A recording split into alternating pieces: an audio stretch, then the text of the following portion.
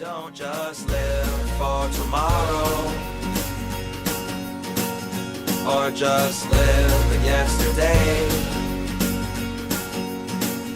Just be glad for all you have that's in today. And though you've come through many obstacles. Hey everyone, Connie here, and welcome to my blind reaction to Season 3, Episode 5 of Infinity Train. Last time we left off, we learned about the connections between Simon and the cat. And it's pretty interesting, because the cat has been there this entire time, all 3 seasons now, to find out more about her this way and to build upon her character, as well as connecting to a character of the current season who first debuted last season, is really interesting. It could easily have felt extremely out of place and really just overall forced, but it doesn't. So I have to give kudos on that. But yeah, I'm definitely interested to see where this goes. This episode is the halfway point in the season, so I'm expecting we're going to probably have a big turn here. Something's going to happen to where this is going to just go from what it has been to something else. Usually that's what you would want to do with the halfway point in the series. Just kind of flip the script and show that it's not all perfect and everything, because everything's going pretty well right now, outside of Simon and the cat. So it's we kind of need there to be some conflict thrown in, outside of just the looming threat of what Grace and Simon are planning to do with Tuba, and just their overall ideologies. Because so far, it's been very chill. And I feel like they need to change that going into the second half. So we'll see. We shall see how they handle it with this episode, or maybe going into the next episode or whatever. But I feel like they do need to accomplish something with that soon.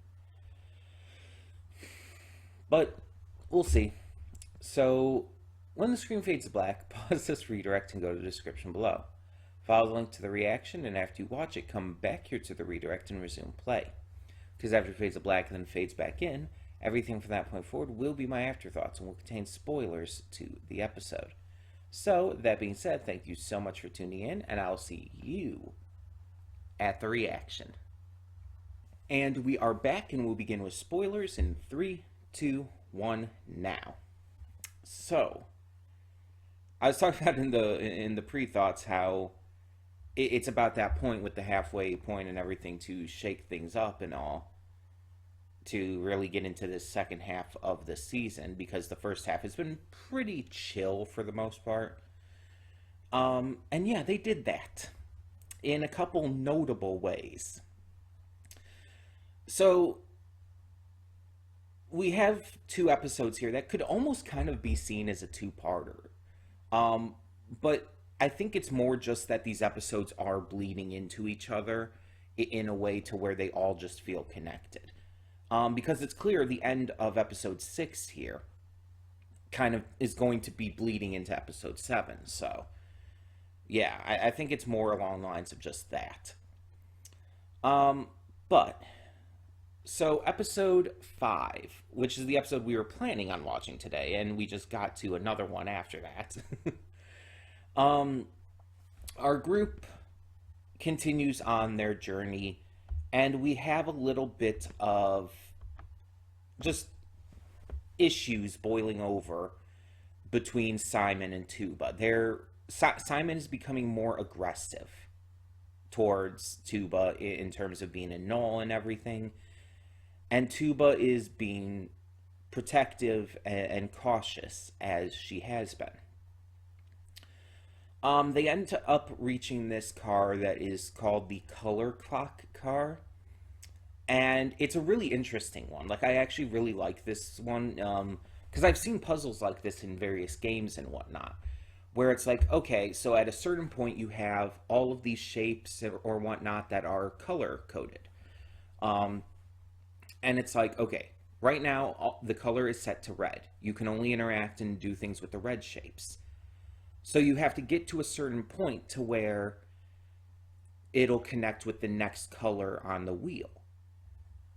Get to the point where that'll connect with the orange shapes, and you can utilize that. But we also see that the shapes are kind of always there, but you just can't see them. And Tuba, being colorblind, has some issues seeing and differentiating between certain colors, making her the perfect person to be able to help get through this. Because the key that they need is a certain color. I believe it was green. But the lock and the way to get to the lock is red. So using this teamwork, they're able to manage to get out. Unfortunately, on their way into the next car, Simon ends up killing Tuba. Tuba and Hazel get separated from Grace and Simon as the bridge disconnects. Tuba throws Hazel across, and Simon tells them to go into the car and he'll take care of getting to Tuba. And no surprise, he kills her. He wheels her, which is a fate we've seen in at least book 2 with one of the reflection police guys. So we see the same thing happen to Tuba here, and it's really unfortunate and sad, but honestly something I saw coming. Simon, especially after reuniting with the cat, has seemed to be more and more aggressive, and we know that Grace has been connecting with Hazel. She's been growing to care about Hazel almost in a motherly-like fashion. So we can see that Simon was going to be the problem, that he is the true enemy here at the moment. And so when he actually goes across, I'm thinking he's just not going to help Tuba at all. But no, when he goes across, that's what surprised me. The fact that he actually went across, because I think, like, oh, he's actually going to do something. But no, he Lion Kings it. Yeah, he does. He basically does exactly what Scar does to Mufasa in The Lion King. Except, obviously, the only difference is there was never really that trust and connection between Tuba and Simon, as there was with Scar and Mufasa. But it's very similar in terms of the view and everything. Even with Tuba falling and everything, seeing her fall like that, it had that vibe to it. Luckily, Hazel didn't see it like Simba saw it with Mufasa, but it doesn't matter because Simon goes into the car and tells her right to her face what he did. And he's proud of it. He's happy about it because in his eyes this is normal, in his eyes this is right. But even Grace realizes how fucked up that is and goes to try and comfort Hazel, who turns into a turtle. And it's like, that threw me so off because it's like, it was a sad, like, horrible moment. And then suddenly Hazel's a turtle, and it's like, what does this mean? And that's why I had to continue. That's why I chose to just get to a second episode in this video despite not initially planning to. I needed to see what the hell that was about. And we still don't technically know. We see that it seems to be linked to her emotions. Hazel got really distraught and depressed about finding out about what Simon did to Tuba. And so because of it, she turned into this like turtle form. But when Grace helped her calm down, she was able to turn back. And Grace agrees to keep it a secret for her, to not tell Simon because of what Simon could do or say or think or whatever. So they agree to keep it a secret as they continue on. Now, another thing that was noted in the first episode, though, before I really get into the second one, is that Tuba apparently did have a daughter prior to kind of adopting Hazel. And that was Bugle. And we're not actually told exactly what happened to Bugle. Just that she's not there anymore. And it's implied probably dead. So we don't know exactly what happened there, but it was definitely like, as Tuba had put it, Hazel came at the right time for her to be able to deal with all of that and find a new daughter. So that's another big reason why Tuba's death does hit as hard as it does. And again, the only issue, probably the only reason I didn't get super emotional is because I knew it was coming. It was so blatantly obvious that that was going to happen at some point. And honestly, I had started to believe it was going to be Simon who did it because of how Grace had been growing as a person. So now the question is basically just what happens next with all of that stuff. Will we find out about Bugle? Will we get anything more regarding all of that? I don't know. It's hard to say, because there's still a lot that does have to be covered, I assume. But then we go into episode 6, and that's where we get to what is called, from what I see here, the campfire car. Although I would have called it more of like the forest car or something like that. So the group heads in, and Hazel has become quite scared of Simon, and rightfully so. She wants to hold a funeral for Tuba, but Simon is kind of on the idea that, oh, there's no body, there's no use, there's no point to this. Tuba was a null anyways, it doesn't matter. And Grace is just trying to help Hazel, and she agrees to it. Simon is just being pissy the entire time and eventually runs off on his own, so I'm not going to talk much about him throughout this one.